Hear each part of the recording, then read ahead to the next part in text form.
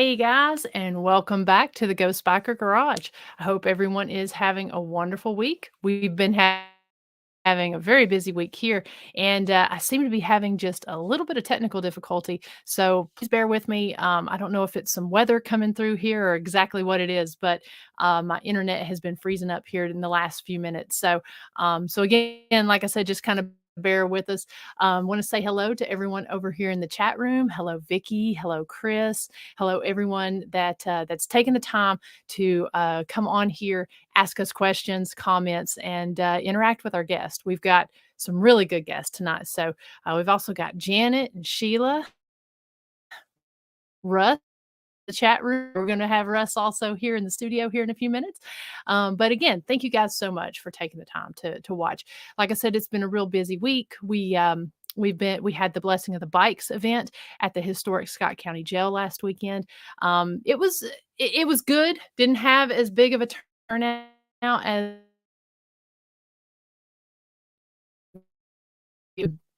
we did have a few out there. The showed up bless time, as well as some amazing barbecue fat baby meats. So this is going to be a yearly event. We've got it planned for April 15th of next year. So you guys hope go ahead and put it on your calendar now, and hope you'll plan to join us next year at the historic Scott County Jail for the Blessing of the Bikes. Two other Ghost Biker events that's coming up pretty fast and furious here in May is the Harold Young Memorial Scholarship Ride, the second annual one. We'll have more information on that at the end of the show, but that is going to take place on May 21st.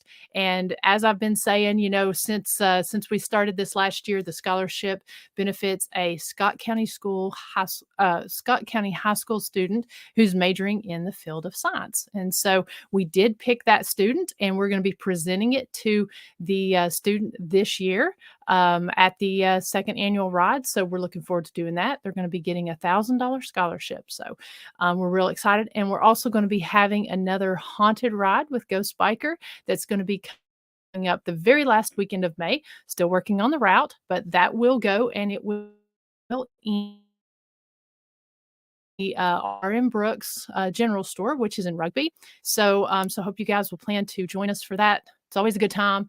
It's usually about a 90-mile ride, and it ends with a great bike event. So again, we'll have some. But speaking of it, is EnigmaCon. And so I'm going to be at St. Albans Sanatorium tomorrow night and Saturday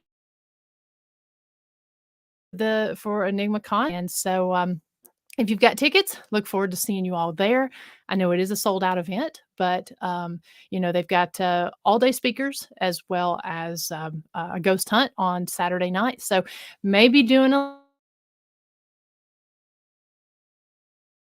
impromptu walkthrough as well as an impromptu ghost hunt. So I think we were online for about 2 hours, which was a lot of fun. You guys kind of hung out with us. So maybe we're going to try to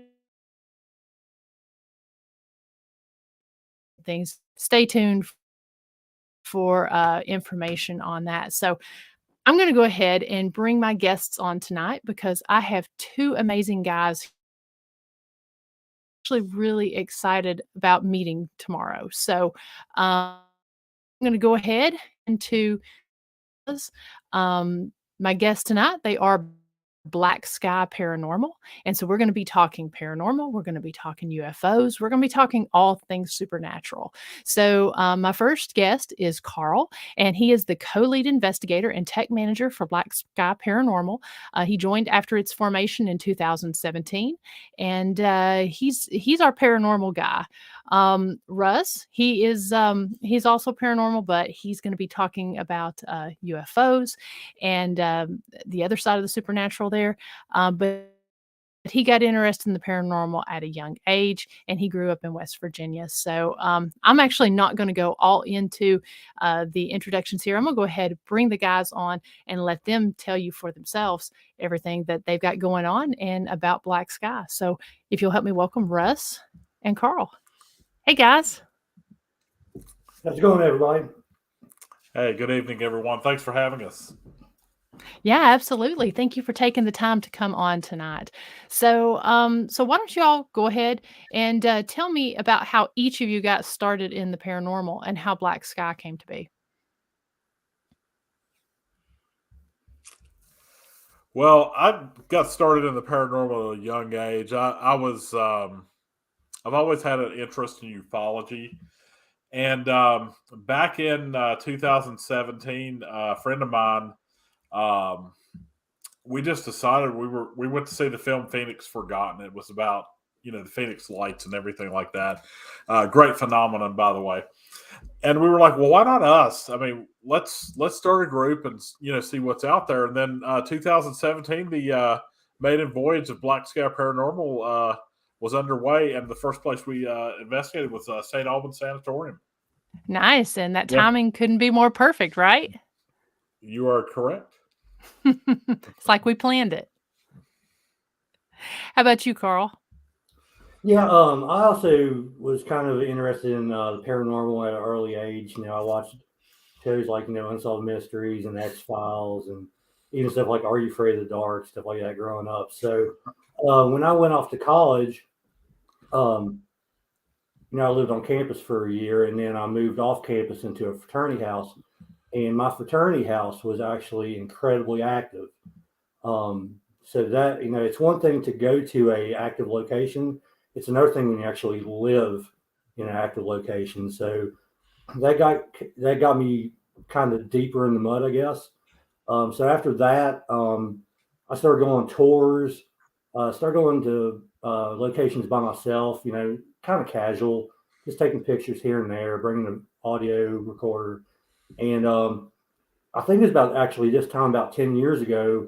Um, Somebody who we'll probably talk about later, Donna, one of our teammates, which I've known for years, we decided to go all in and let's actually do an investigation. So we went up to West Virginia Penitentiary in Moundsville, West Virginia, and after sitting around taking pictures and audio recordings by myself for like the last decade before that, I actually got to watch teams operate and see, get best practices, stuff like this. Like, man, I can do this. So that kind of took off from there. And then again, I'm sure we'll talk about later. Me and Russ have known each other probably 30 years, over 30 years at this point. So when he formed Black Sky in 2017, man, it's like, I'm all in. I'm on board, man. Just let me know what I need to do. And we've been doing it ever since. So do you guys travel all over now, or do you kind of stick to your region? We're mostly East Coast. We have been to several different locations. One in Tennessee, the old South Pittsburgh Hospital. We've been to the Lord Baltimore Hotel, which we were featured on the Witching Hour TV show. And we've also been to the Apollo Theater, Martinsburg, West Virginia, St. Albans Sanatorium, Allegheny Lunatic Asylum. We have a few more investigations coming up this summer. I mean, we're going to the Scott County Jail. I think you know that place pretty good. So, Know a little bit. And thank you for representing Carl. Well, Yeah. of course. And we've got another investigation coming up probably in early June at the Cabin in 360 in Mechanicsville, Virginia. Oh, see, that's one that I've wanted to hit. I know Yeah, that, that's one of those locations has like history dating back to like the Civil War, which yeah. that entire area is active and has a great history behind it. So we're definitely looking forward to that. Now, have you all investigated it before? No, this will be our first First time. time. Oh, We're okay. actually pairing up with a team of ours. They're good friends of ours called Argos Paranormal, ARGOS. They're based down in Manassas, the DC area. Okay. And they're the guys that we went to the Lord Baltimore Hotel with. We've done a couple other investigations with them. Yeah, we're meeting up with those guys first weekend of June, and all the research I've done is pointing to a pretty good time when we go. So I'm looking forward to that. Yeah, I look forward to hearing what you guys get because I've heard really cool things about that location. I know the owner; he's also a biker, so Yeah. I know he and I have chatted several times about riding up there and stuff. So that's definitely one that's on my bucket list, and I look forward to seeing what you all get. Yeah, and we're also planning something. Still not sure if Russ can make it or not, but towards the end of the month in June, Lake Shawnee Amusement Park. If you guys don't know about this place, Google it. It's got crazy history behind it. So hopefully I'll be leading that investigation with a few other people. That'll be towards the end of June. So we have that on our docket. So looking forward to that. Also, I'm actually calling tomorrow to confirm that we can secure the date that we need. But either way, we're so blessed to have so many active locations in our immediate area. So yeah, definitely looking forward to it. That's what I was about to say, is that West Virginia just has so many really cool places within close proximity to be able to investigate that. I mean, you can just, throw a stone and you have a bucket list location there right in front of you. Yeah, I mean, yeah, Trains Allegheny, if people haven't checked that out yet, that's a definite bucket list. And it's like only 40 minutes from us, but yeah, that place is legit. If you all ever get a chance to go to that place, go there immediately. You will experience stuff. Now, have you all done the new hospital that's opened up there, the one on College Hill? That one's going to be on the bucket list this summer. Also, we're going there too.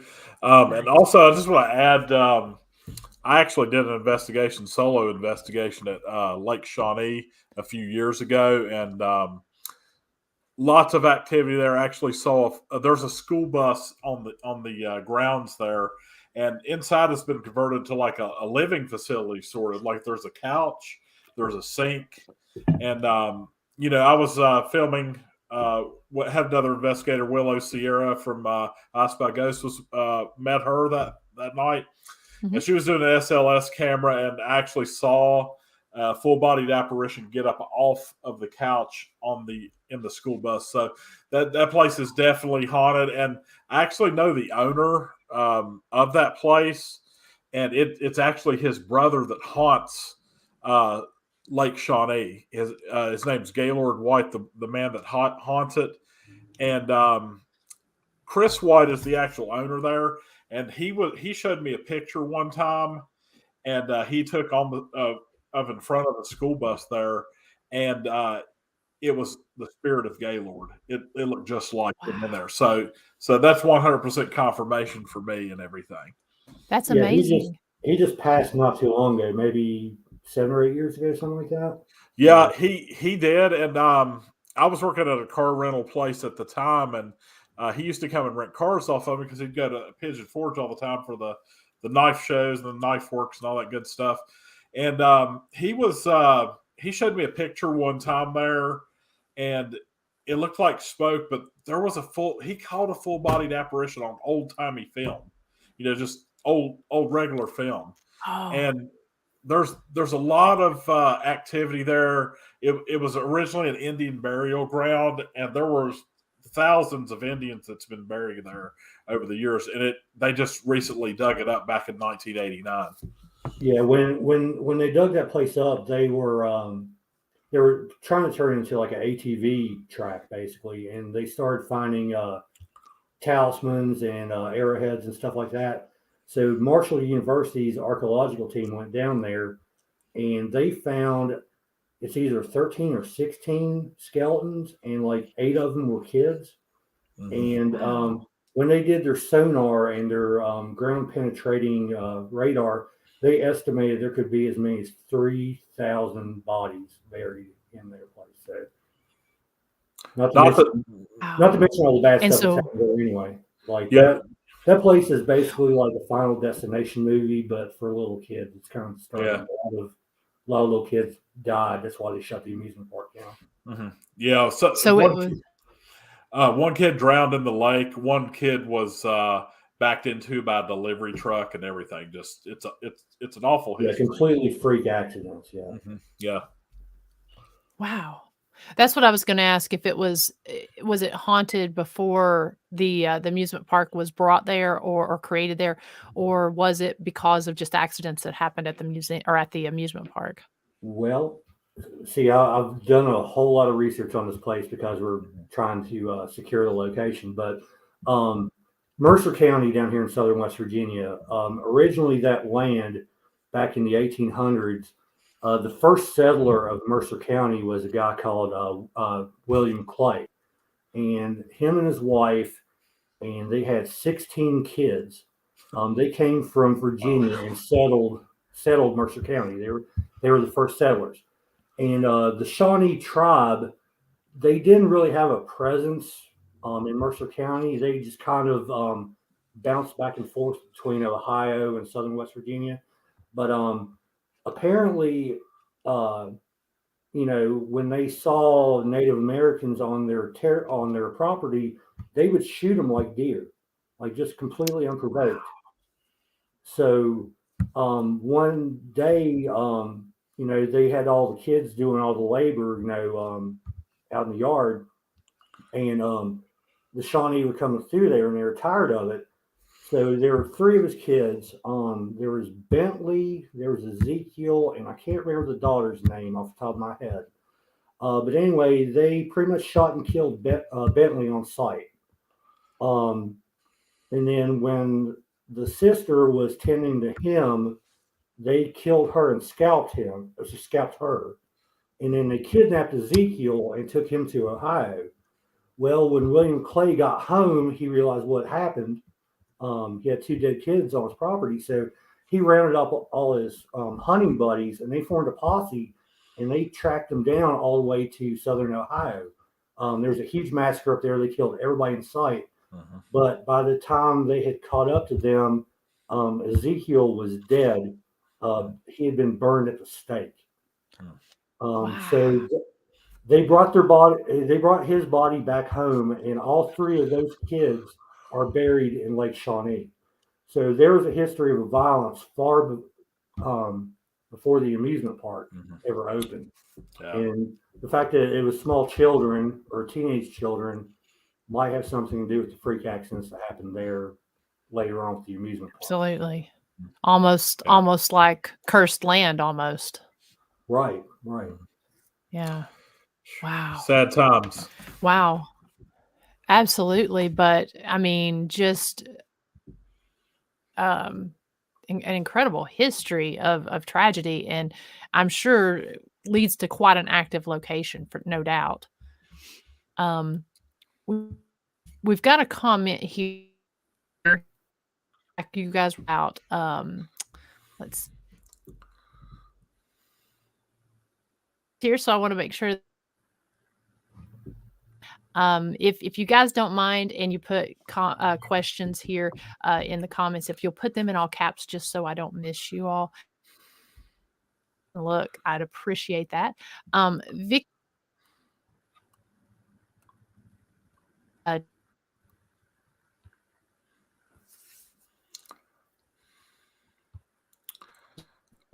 Everything's kind of freezing up here.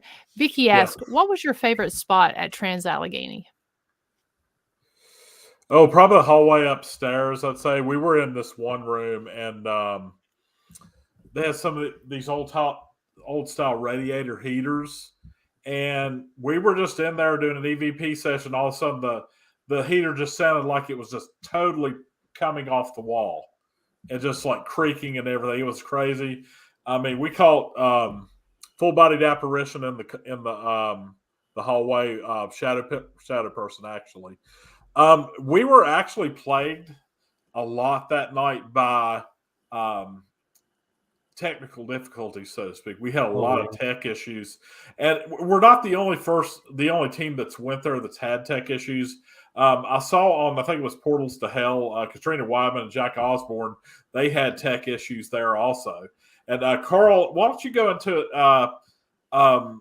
the issues you had outside on your cell phone there? He had a major issue with his cell phone. Oh, yeah. I mean, that's like 4:00 in the afternoon before we went into the place. I was trying to do a live stream from my phone for our page and my personal page on Facebook. And, I used to work in the wireless industry. Like, if your cell phone doesn't have service, your batteries go drain quicker.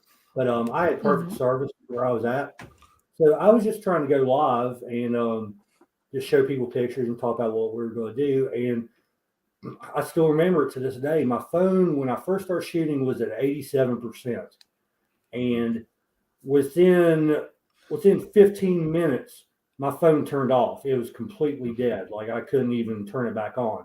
So we went back to the hotel. I had to charge my phone back up. But yeah, just before we even got in the building, we really weren't actually even close to the building. But yeah, perfect cell phone service, everything. I've never had a problem with the battery on my phone. But yeah, 87% to dead in like 15 minutes, just trying to shoot video. And even my video camera that night, I have a full spectrum camcorder. I got there and maybe 10 minutes into the investigation, my camera was completely dead. So it's a good thing I brought a backup battery, but it was totally dead. Didn't it kill the backup battery pretty soon, though? Yeah, it did. Yeah, it killed both of them. And then I had to recharge. Mm-hmm. Yeah, it killed your GoPro. Yeah. Just everything was either battery drain or malfunctioning. It was just, it was nuts. I've never seen anything quite like that. Yeah, pretty crazy. But the weird part is, a lot of these places we investigate, I had that. Like you froze up a little bit there. Oh, no, go ahead. I was just going to say a lot of the issues that I've seen in a lot of these haunted places that we go into, they take place around bodies of water. And I think water's a big catalyst there. I mean, there's a lot of limestone at Allegheny. I mean, that's a huge catalyst also for paranormal activity and everything, I think. Right, absolutely. Yeah, absolutely. Because I was going to say that's something that's been a kind of a new phenomenon there at the jail is tremendous battery drain. Lots of issues with people's equipment, and it's kind of funny because we'll have certain teams that come in that every piece of their equipment, it's like major battery drain. One guy had been filming and he had been checking his filming. In fact, it was the guy that was there this past weekend, and his video was just gone. We had a team that was in there and they were getting some activity on the SLS where it was touching and changing the temperature, but then also mapping on the SLS. It shattered their SLS lens. And then what's really crazy is, so the second and first floors there at the jail, they're on a master switch. And so we actually flipped the breaker for the lights and the cells on the third floor and the first floor. And so there was a team there and they said, we had nothing but computer issues and battery drain and all this stuff the entire night. And they said they just really had to rely kind of on personal experiences. Well, what was crazy when I went upstairs to flip the lights on, the way the lights go around the jailer's walk, they're all kind of connected, almost like Christmas lights. And so if one light goes out, they all go out. And so I went to turn the lights on. There are two upstairs, the main hallway and the jailer's walk. And the main hallway came on, but none of the lights on the jailer's walk came on. And it was after they had been complaining of all these equipment failures. So we actually had to get the town of Huntsville to come in and check the lights. And they said that unhooked. And so that had caused all of them to go out. So it was just kind of ironic that they were having that failure and they couldn't figure out what could have caused that to come unhooked, because it was inside the fixture. Yeah. Yeah, that after the Allegheny investigation, that's when I decided it's a very inexpensive piece of equipment. It's a battery tester. Basically, you can stick a AA or AAA or a 9-volt into it. It doesn't use juice itself. It simply tells you how much juice is in the battery. So if we were to ever encounter something like that again, I can take a battery right out of the pack, stick in the tester, like, okay, you're draining our batteries. Can you drain this battery for us? Yeah. It has like a little needle that tells you. So next time if we encounter that again, we'll be able to actually see battery drain as it happens. So that's a great tool to add. I know the only other place that I've ever had that problem was at the Nickerson Sneed House there in Glade Springs, Virginia. And I've never had issues where just every single piece of equipment failed. And that's frustrating, but then also that's kind of telling in and of itself. I know Vicki Norris over here, they were at the jail this past weekend and she had a really strange thing happen. She had brought brand new camera and new batteries, and instantly it wouldn't work. Then she goes outside and it works. And then a lady the week before, she couldn't get hers to record, and she went outside. During that whole time when she was in there, it wouldn't work. So it's just interesting, when you start finding that out. And again, for us, that's kind of a new thing that's recently just started happening with the more teams that come in. It started to become more of a problem. Yeah, definitely. They need energy to manifest, I guess. So it's definitely an issue, but it's kind of it does give you an experience, to validate that there is something on the other side, so to speak. Right. Yeah. And like I said, I've got a couple cases worth of equipment, and I've got one case. I call it my juice box. It's a box full of nothing but batteries and USB cables and power packs and stuff like that. But my battery tester is in there, which honestly, the battery tester would have came in handy before, just to, if it had been a few months since you've been out, you can always test the batteries you have. But like I said, it was a learning experience. I'd never encountered power drain to that extent. And some of these devices use a lot of battery anyway if you're running video and stuff like that. But next time we will have a visual tool if there's ever battery drain. So exactly. So let's talk a little bit about your team and how many members you guys have, and if you guys kind of specialize in anything with each member. Yeah, we have about 5 active members right now. We have myself and Carl, the lead investigators. We also have Donna Hall. She's our medium. She also is a witch. Investigator in training, we have Kelly Culver.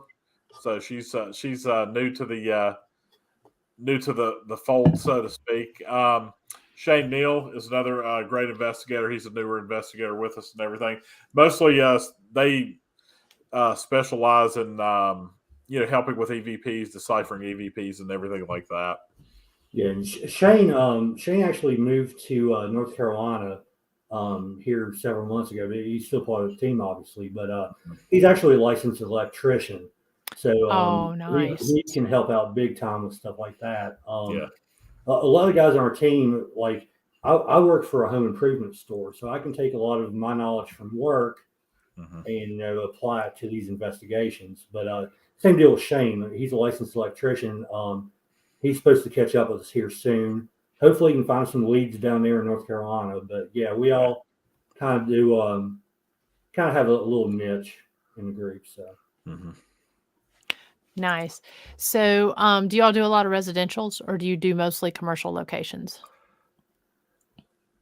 We did a couple of residentials last summer, and they were pretty intense. Yeah, we've only recently had the opportunity to do residential investigations. It's one of those things where one person like reached out to us, and we literally had like 24 hours notice to get over there. But we took care of them. There's another one down in Westfield, Virginia. We did. So we're definitely open to residential investigations. Kind of going back to the whole electrician thing. If somebody were to approach, say, me about a residential investigation, I would recommend that they have a licensed electrician come out first. Not that we wouldn't come out anyway, but a lot of the stuff can be troubleshooted by an electrician that could be causing their problems, whether it's improper grounding of wires, faulty wiring, faulty appliances, stuff like that. So somebody like that could give them an explanation before, like I said, we would come out regardless, but they could probably nip it in the bud before they have to resort to us coming in there and taking a look. Not like we wouldn't care, but yeah, we're always open to residentials. But like I say, 99% of residentials are explainable, whether it's us or whether it's electrician or whatever the case may be.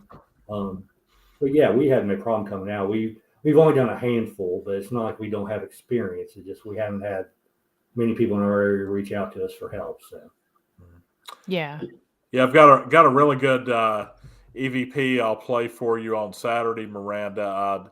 Dr. Sumner took a listen to it last weekend. It's pretty wild. Nice. Is it from where is it from? Is it from one of the houses or? It's from one of the residential locations. We had a house in Bluefield, Virginia, which is like literally like 5 minutes from my house, and there was a pretty much a deep demonic infestation there. But it was a fixer-upper house. They were doing construction on the house and everything, and I think that stirred a lot of the activity up, which they had actually caught some faces in the window. Some of it could have been pareidolia, and they actually caught an entity on the mantle itself, and that we could not explain. But we had some. I utilize on my laptop. I utilize what they call a phasma box, and Okay, yeah. We did some communications with an entity in the back room, and it was demonic 100%. Wow. Yeah, that place was kind of interesting. Like, I've still got a couple questions about that place, but apparently the previous owners like literally left in the middle of the night, and the homeowners that we talked to, they purchased it for like $3,000. Like, how do you get a house for $3,000? So there's like It's huge. It was a huge house too. yeah, so there's like two huge red flags right there. But yeah, there are a few things that happened. I'm still not sold on the extent of the activity. We definitely did experience some stuff. And again, thankfully, if there was something demonic there, we do have Donna Hall, who we mentioned earlier. She's a shamanic witch. Okay. So she basically put salt around Russ's truck so nothing would follow us home, and they did do a full cleansing of the house. So we did everything in our power to help this family out. But yeah, there apparently it wasn't maybe the previous homeowners, but there was history of somebody in there. I don't know if it's squatters or whatever, but they were doing rituals involving animal sacrifices. Squirrels, small cats, small dogs. So there was a history of that going on. We don't know if that opened the door somewhere. But yeah, that place was pretty interesting. Hopefully we were able to help them out. Again, I don't know quite the extent of the activity, but we did find a few things there that were pretty interesting. Well, and not only that, I mean, honestly, Donna did her best to cleanse my vehicle and all of us, but something followed me home. I have I have a ring security system on my house, and the way my house is set up, my house is pretty big. I have a double garage downstairs, and I come up the steps and I go into my laundry room and my kitchen. Well, I have a motion sensor in my garage, and I have a door sensor at the top of the stairs on the ring security system. Well, I was sitting down here just chilling one day, having a drink, and all of a sudden my phone goes off, and it's my garage sensor in the garage. I'm like, well, who the heck's in the garage? So I run down there, and there's nobody in it. So I come back upstairs, I shut the door, and I'm just like, well, it's nothing. A couple minutes later, the garage it goes off again in the motion sensor, and then my sensor on top of the door started saying it's going off again, and that's why. And the door wasn't even opening, and it's one of those trip switches. It only goes off if your door opens, but this was going off without it opening. So I said something's followed me home. So I went down the garage. And I said, you're not to be here with me. I told you not to follow me home. I said, get out of my house. You're not welcome here. Don't come back. And I haven't had anything since, thankfully. Wow. And so you hadn't had any issues with that until that night? No. I mean, now granted, in my past, this was before I became a paranormal investigator. Like I said, I've always had an interest in the paranormal. I was asleep one night in my bedroom upstairs, and now this is this is kind of a weird story. It's kind of crazy, but it's true, 100% true. Next to my bedroom, I have a den over here, and I had my computer on, and it had the screensaver on at night and everything. So I was just sleeping really good, and I started dreaming. I don't know what I was dreaming and everything, but all of a sudden I woke up and I looked in my doorway, and there was a black figure of a woman, and she had like a glowing tinsel, like Christmas tinsel, draping her body, and she turned, and then she walked towards my couch and just disappeared. I jumped out of my bed and I ran in there, and I saw her disappear right through my wall. And my den is upstairs on a 2-story house. And I know I wasn't dreaming because my cat was scratching at my door when he came in the room. He was going nuts. So, I mean, that's the major activity I've had in this house. I've heard disembodied voices years ago before I was susceptible to paranormal. But ever since, this last whatever followed me home, I haven't had anything else, thankfully.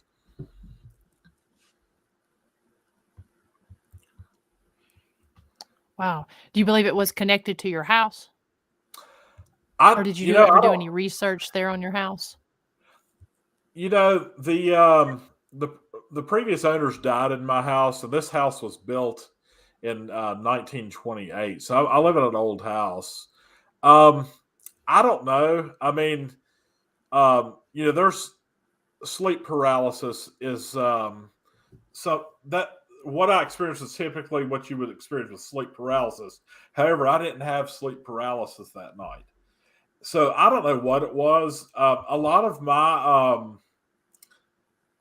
my research, I really think that some of these entities that we encounter in these places that we go and investigate, I really think they could be extraterrestrials, because to me, if an extraterrestrial has the technology or interdimensional, whatever it is, to get here, light years away, why would they not have the technology to cloak themselves or cloak their ships or whatever they're coming through?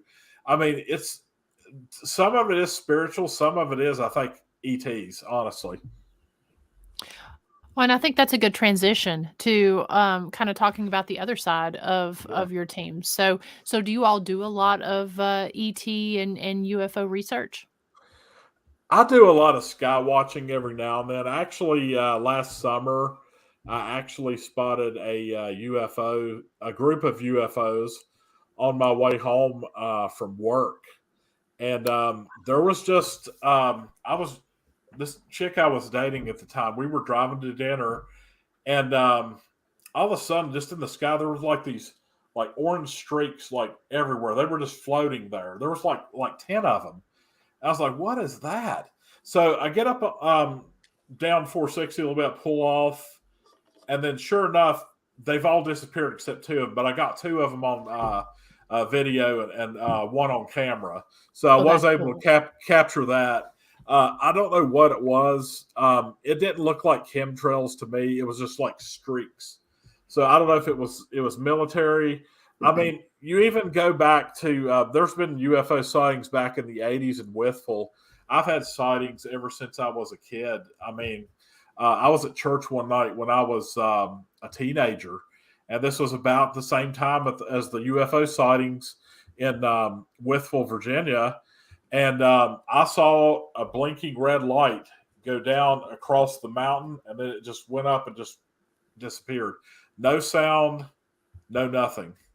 And I mean, it wasn't an aircraft, because aircraft has multiple lights on it. This was just one single red light. So it makes me wonder if, some of it's military, some of it is ET. It's hard to say, but I've had several sightings throughout my life. How about you, Carl? Is that something that you've had much experience with? Honestly, I haven't had much personal experience with it. Really not any experience with it. I've went out a few times to, kind of sky watching or whatever to see if there's anything there. But that's the thing about the paranormal field. Like it really is all connected somehow, whether it's UFOs, whether it's spirits, whether it's cryptids, Bigfoot. It all ties in together somehow. Something can be related to something else. So again, it's something I'm definitely interested in. I do believe that there is something out there somewhere, but it's not anything necessarily that I've experienced myself. And that's kind of how I am. I didn't really. I've always found it interesting, but I didn't really realize the connection until I really got into investigating, and then honestly, really started doing this live stream because Mhm. I've met so many cool people that's their focus. And Jess Rogie, Yeah. she's one of them that Russ introduced me to, that we've talked extensively. And it's fascinating to me about how all of this does seem to really connect.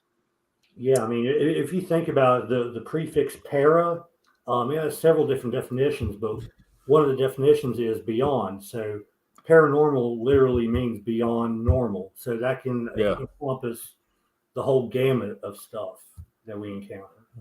Even Dave Cruz, my co-host on Beyond the Strange, now he lives out in California, and he went to Oregon a couple of years ago for a Bigfoot expedition. And Mhm. he heard a howl in the woods up there, and then all of a sudden he saw a flashing green light. So I mean, that's odd. I mean, could that be a portal opening? Could it be a UFO materializing? It's hard to say, but it's definitely connected with Bigfoot. And he said he had heard nothing howl like that before in his life. He said it had to be a Sasquatch. Wow.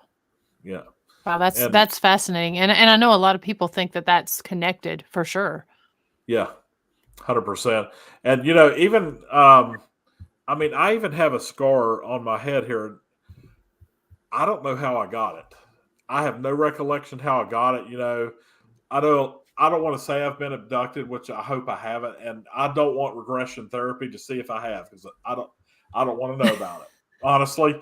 But the whole phenomenon, it goes all the way back to the Roswell crash in New Mexico, and then supposedly these ETs came to Earth, and they had met with General Eisenhower, and supposedly there was a pact for in exchange for their technology, we would let them abduct our humans, and to abduct, do the cattle mutilations and experiments. See, this is why I want disclosure, because the American public, should know if that's the truth or not. I mean, could you Mhm. imagine what would happen if they just finally come out with disclosure and said, this is what's been happening, we're not alone in the universe? Imagine what it would do to all the religions of the world.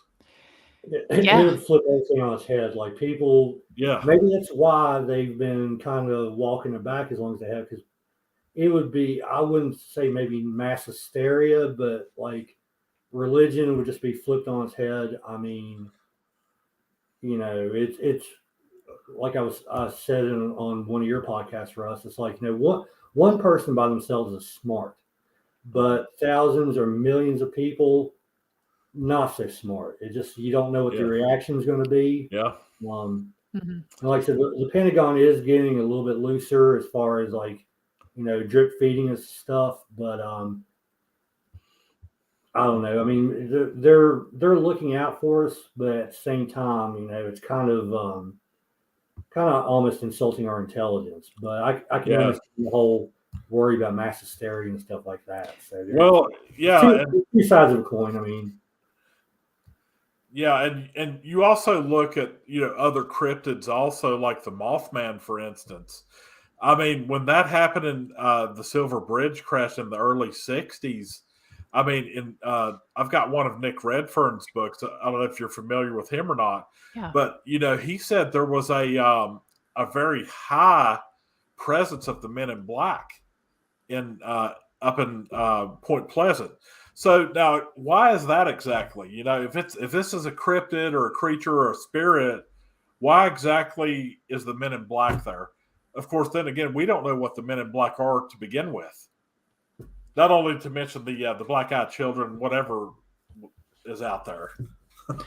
Yeah, exactly. I mean, you hit on a really good point about, the mass hysteria. I mean, we've seen how over the past 2 years as a prime example of, how, gas shortage, toilet paper shortage, coin shortage, all these different things, and the way just how crazy and insane people get. If Yeah, I we mean, were to if we can't handle that, how are we going to handle the existence of aliens? For God's sake, I Right. mean, Right. Because it would essentially um shape I mean just completely shake up the world people's base foundations as we know it. And it's Yeah, interesting. definitely. And it's interesting, Chris says, "Every time I talk about this, the stream drops. Hopefully, it will last through." And that's true. It's every time I get on a topic it doesn't happen with paranormal, but every time I'm either talking about, national park disappearances, which I won't say the name of the phenomenon because for some reason that always knocks me off, and then also anytime that I'm talking about UFOs, it always drops, and it seems like I'm having technical issues it's, here. take Yeah. a peek out your window real quick. We'll give you a second. Yeah. Double check. Exactly. Yeah, Ex- it's happened to us several times on when we're talking about it on Beyond the Strange. We've even lost connection completely to our show every now and then when we're talking about aliens, conspiracies, and all that jazz, so to speak. But I mean, there is definitely something going on. But I think the government needs to finally just come out and say, "Hey, look at this." But I mean, what better way to unite the world though than an alien invasion? And then I mean, then you've got the whole conspiracy theorists saying, "Well, is there really an alien invasion, or is this a fake alien invasion to control the population and cause one world government?" You've got all of that. No one knows the truth, and Well, that's the bad part. the thing is, if there's an alien invasion, do we really want Will Smith helping us right now? Is he going to I slap don't. all of Smack, them, or smack. I don't yeah, know, man. I might have to find Bill Dude, Pullman. that's pretty Find hard to Will smack on Chris Rock, man. Smith. It's a really good point because I agree with you. I think that there should be disclosure. And who knows, some of these things may sort of be tests to see how we could handle it. Did Yeah, we fail? It's hard to say, but I mean, I really do think we should because if there truly was a contract, I mean, that's huge. And I've always heard that ever since I was a kid. About that sort of thing, that there was this agreement. But then, of course, people, you start spitting that, a lot of people start looking at you like you got three heads. yeah. That's why I love the paranormal community. People embrace my madness here. That's what I love about it. But it weeds out the bad people in your life too, though. So when you go to talking about ghosts and aliens, it sends those bad people running. There you go. Because Or, yeah, because I've never met a bad person in the paranormal community. They've always been 100% legit, just great people.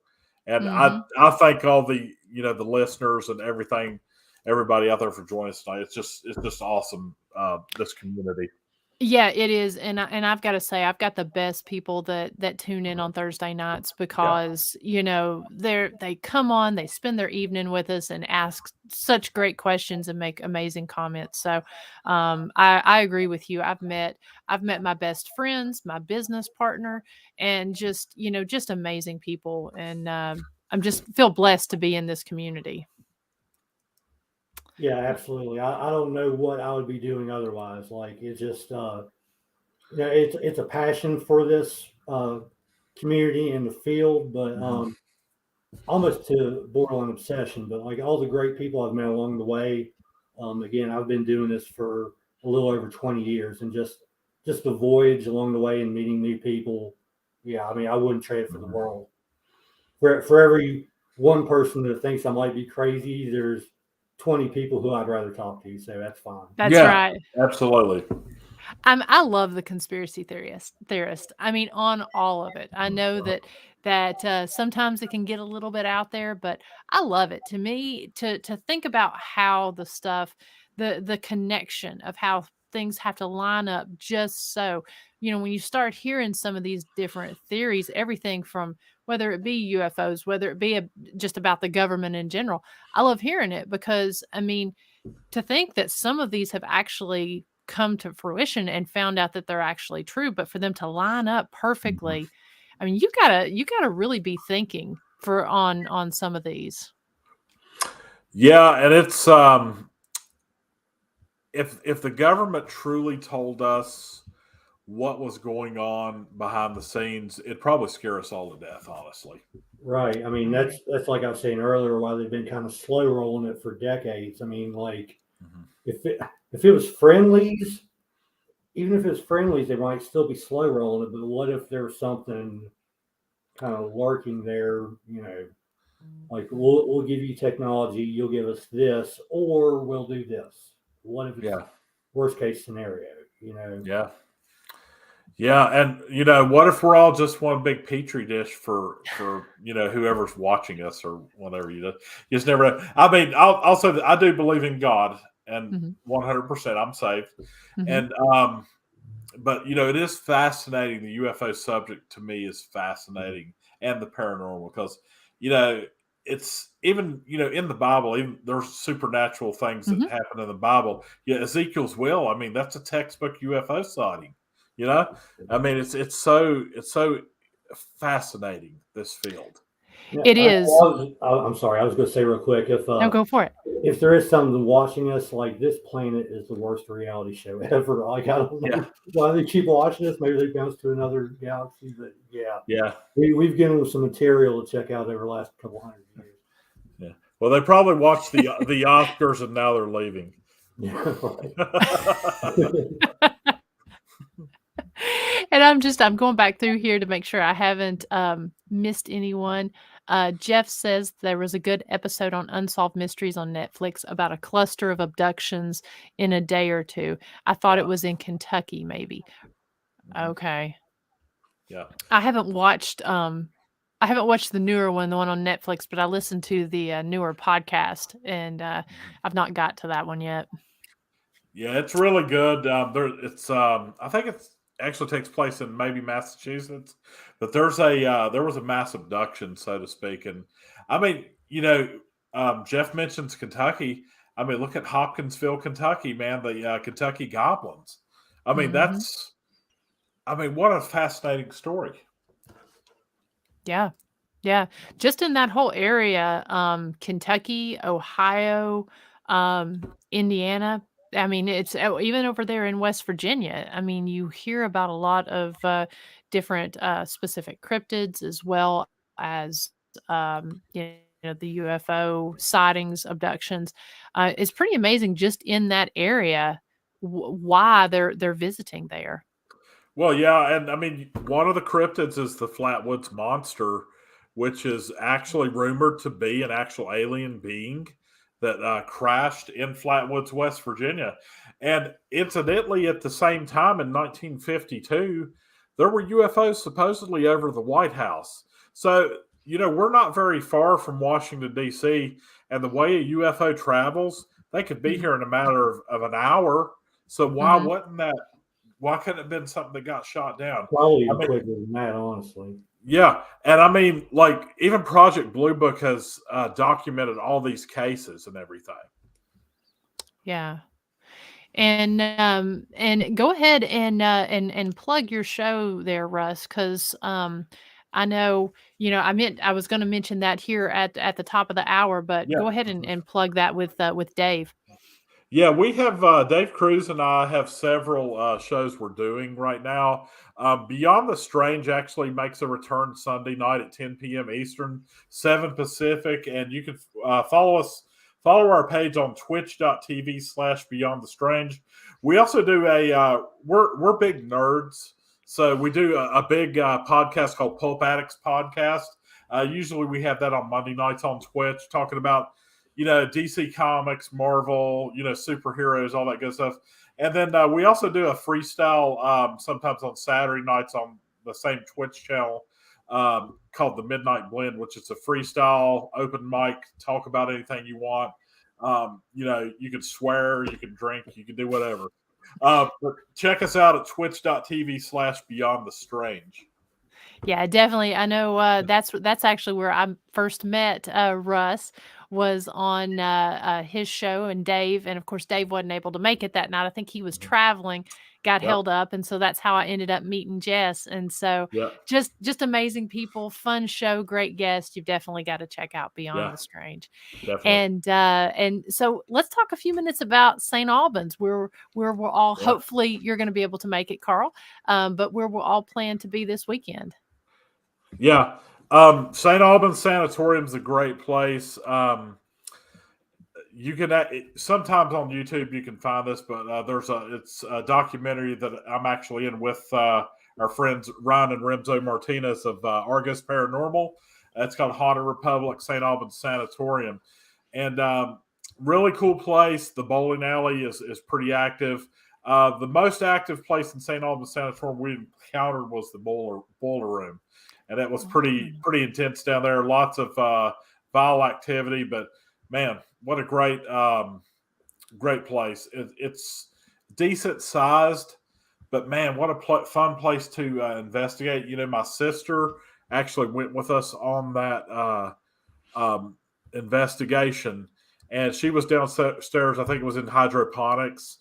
And she actually got an entity connected with her. It attached itself to her. So the psychic medium that was with us at the time had to take her outside and have her cleanse with the white light, looking at the white light. So definitely some crazy stuff happening there, but really, really cool place to investigate. Hope to see you guys coming out for EnigmaCon all day Saturday. Can't wait to get there.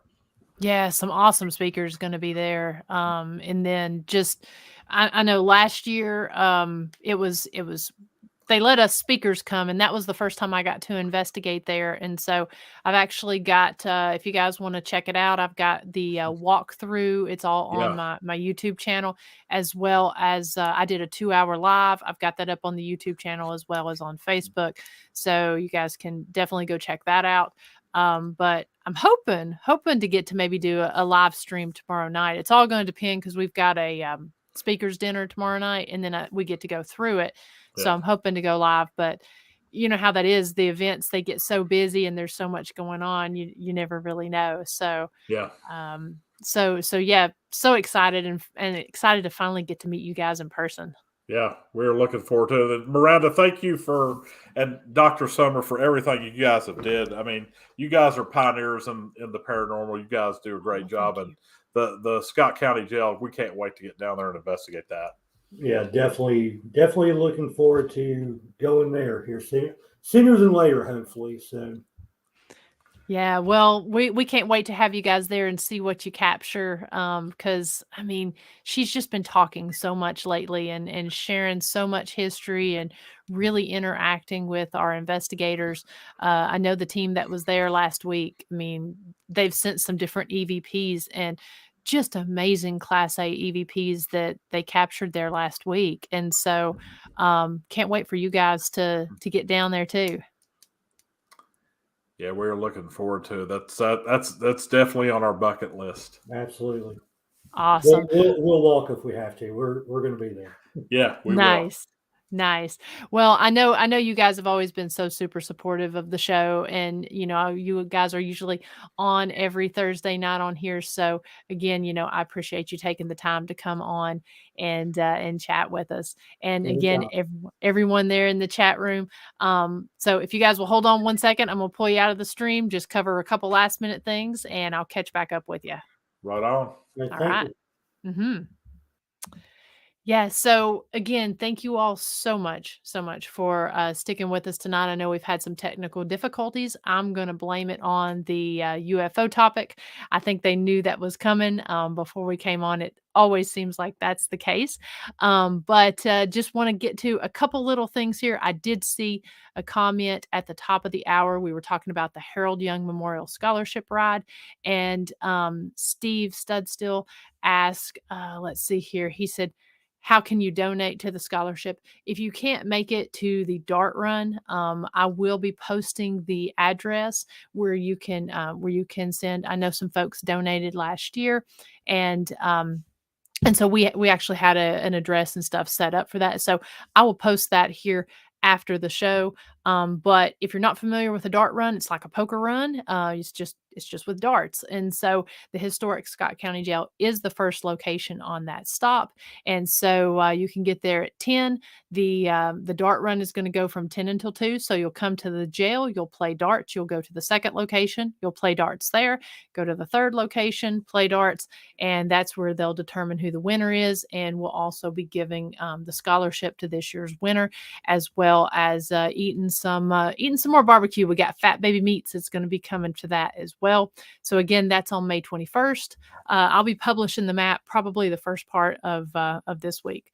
But and then also Ken.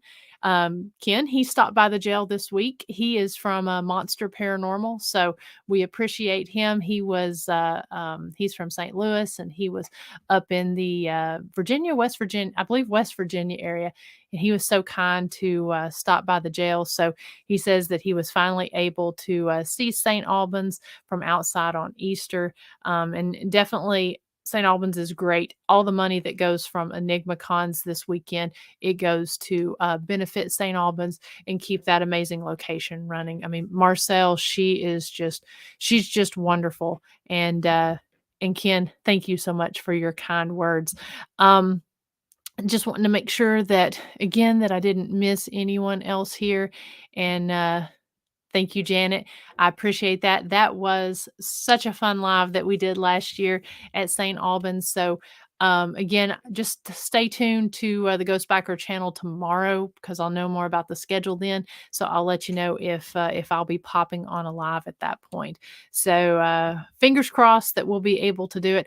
I've actually got my equipment charging here behind me and loading up the Ghost Biker merchandise and all that good stuff. So so we've got all that getting that ready, because we're going to have to head out tomorrow to the event. So so anyways, thank you all so much for tuning in. And next week I have Greg Coase that's going to be on the show. It's going to be a great show there. We're also working on who we're going to have on the jailhouse informant for this week. We are looking to change that night. More information will be coming about that soon. So, but as far as right now goes, we will be having that show on Monday night at 8 p.m. Eastern time on the historic Scott County Jail. And also, one more thing to add about that.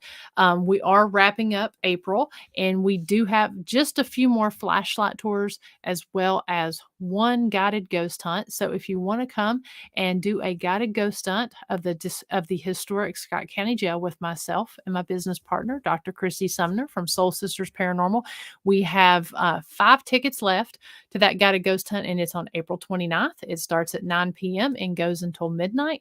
We always have such a great time, and the last little bit it's been pretty active. So so if you're celebrating a birthday or just want to get a group of friends together and come, we do limit those tickets to 6 people, because we like to keep the numbers small, just so we can keep it an intimate experience, as well as cut down on any type of noise contamination that we get. So so if you're interested in joining us for our last guided ghost hunt of April, go and check out the historic Scott County Jail Facebook page, or www.historicscottcojail.com. So until next week, or until possibly tomorrow night, I hope everyone has a great week, and we will see you all soon.